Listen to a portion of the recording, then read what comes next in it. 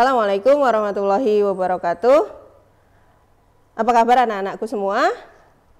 Hari ini kita akan belajar tentang perkembangan pada tumbuhan berbiji tertutup atau Angiospermae. Untuk hari ini kita akan melakukan berbagai macam aktivitas yang akan Bu Wuri pandu dari slide yang ditampilkan.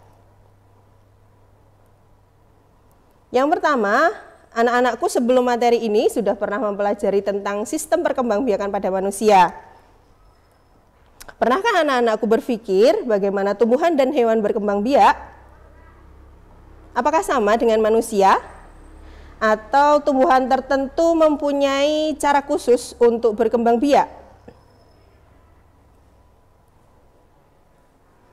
Pada pertemuan kali ini, anak-anakku akan Bu Wuri pandu untuk mempelajari sistem perkembangbiakan pada tumbuhan berbiji tertutup atau Angiospermae.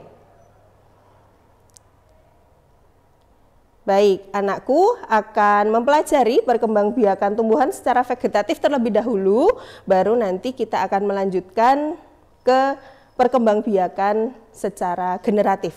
Yuk anak-anakku, mari kita pelajari. Yang pertama, perkembangbiakan vegetatif pada tumbuhan berbiji tertutup atau Angiospermae.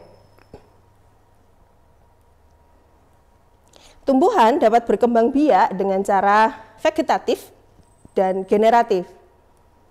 Vegetatif dibedakan menjadi dua, ada vegetatif alami dan vegetatif buatan.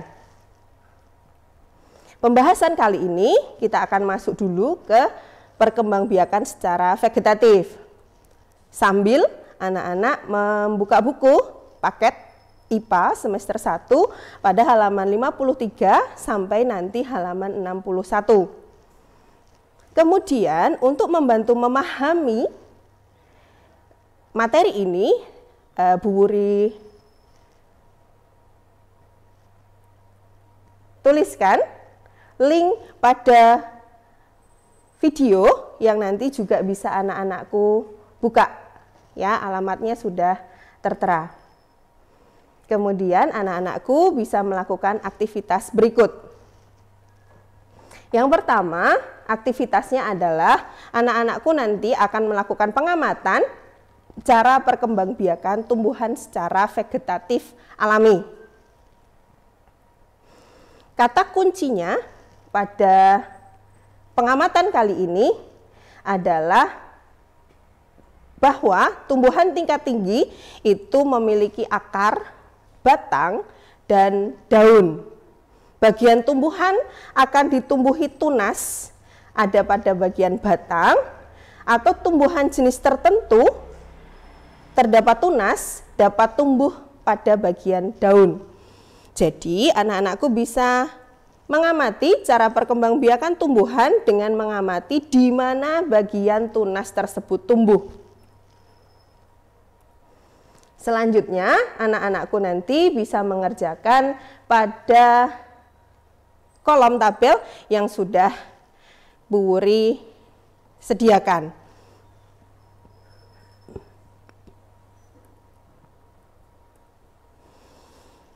Apabila kolom pada tabel sudah terisi semua, nanti anak-anakku untuk melanjutkan aktivitas bisa mengisi dua pertanyaan yang sudah Bu Wuri tuliskan. Yang pertama, tumbuhan apa yang dapat berkembang biak secara vegetatif alami saja, dan tumbuhan apa yang berkembang biak secara vegetatif buatan atau dengan bantuan manusia. Kita lanjutkan untuk perkembangbiakan secara generatif pada tumbuhan berbiji tertutup atau Angiospermae. Kali ini anak-anakku akan mempelajari tentang perkembangbiakan generatif. Apa itu generatif? Perkembangbiakan generatif memerlukan pertemuan antara sel sperma dengan sel telur. Inti sel sperma nanti akan melebur pada sel telur dengan mengalami proses fertilisasi, sehingga nanti akan terbentuk embrio yang akan tersimpan pada biji. pada biji nanti akan bertumbuh dan berkembang menjadi tumbuhan baru. Perkembangbiakan ini terjadi melalui proses penyerbukan atau pembuahan, dan ini dialami pada tumbuhan biji tertutup yang memiliki bunga.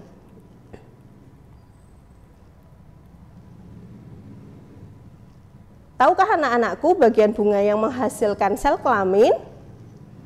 Sel kelamin pada tumbuhan ada di mana nih? Mari kita lakukan aktivitas berikut ini.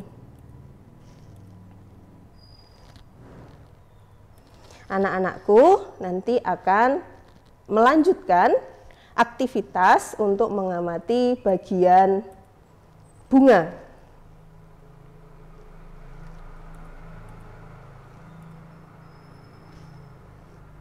Perhatikan bagian bunga berikut. Sudah Bu Wuri berikan nomor. Nanti silahkan melihat dari buku yang sudah tadi Bu Wuri sampaikan, ada di halaman berapa begitu. Nanti anak-anak bisa mengisi ini nama bagian bunganya apa. Dari mana bagian-bagian bunganya, silahkan mengikuti petunjuk selanjutnya.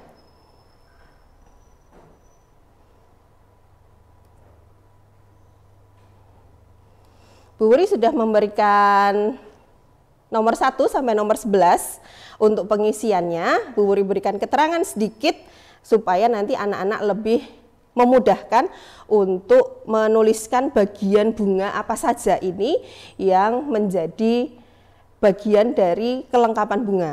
Kemudian bisa kita lanjutkan lagi untuk materi tentang fungsi bagian pada bunga. Kalau tadi anak-anak sudah menuliskan nama bagian bunga itu apa saja dengan mengikuti petunjuk yang sudah Bu Wuri berikan, kemudian kita langsung masuk ke bagian fungsinya.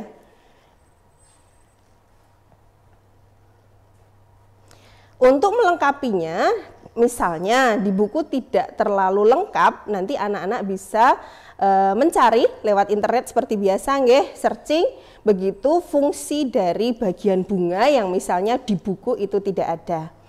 Bu Wuri sudah berikan tabel untuk fungsi bagian dari bunga. Nanti anak-anakku tinggal mengisi, melengkapi apa saja nih fungsi dari bagian bunga yang sudah anak-anakku amati tadi di bagian gambar yang sudah ditampilkan. Kemudian karena kita mempelajari tentang perkembangbiakan yang tadi sudah dijelaskan di awal, ada dua macam, ada secara vegetatif dan secara generatif, maka di sini aktivitas selanjutnya anak-anakku bisa membedakan apa itu generatif dan apa itu vegetatif. Dengan cara bagaimana? Dengan cara melengkapi tabel yang Bu Wuri berikan.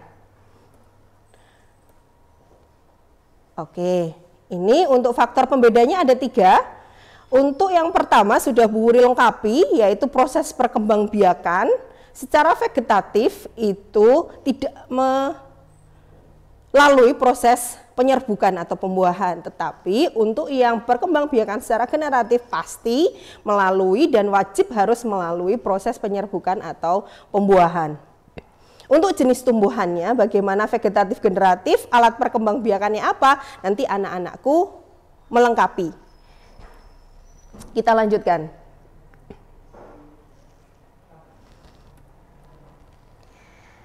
Untuk selanjutnya, Bu Wuri nanti ada 3 soal untuk latihan pemahaman dari yang sudah anak-anakku pelajari hari ini.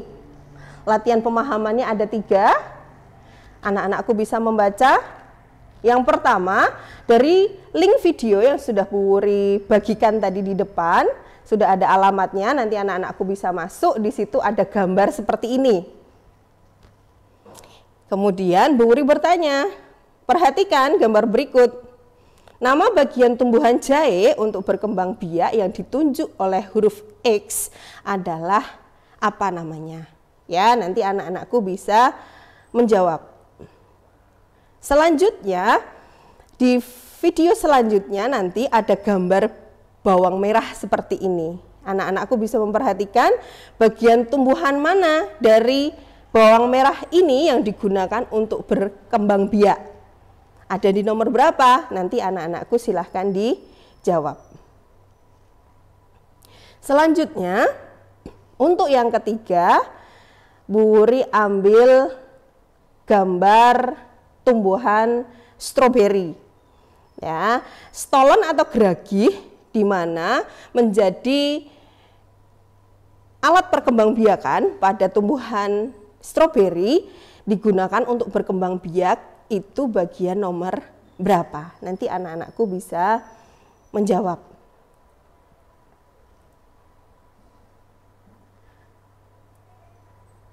Begitu untuk materi hari ini tentang perkembangbiakan vegetatif dan generatif pada tumbuhan berbiji atau Angiospermae.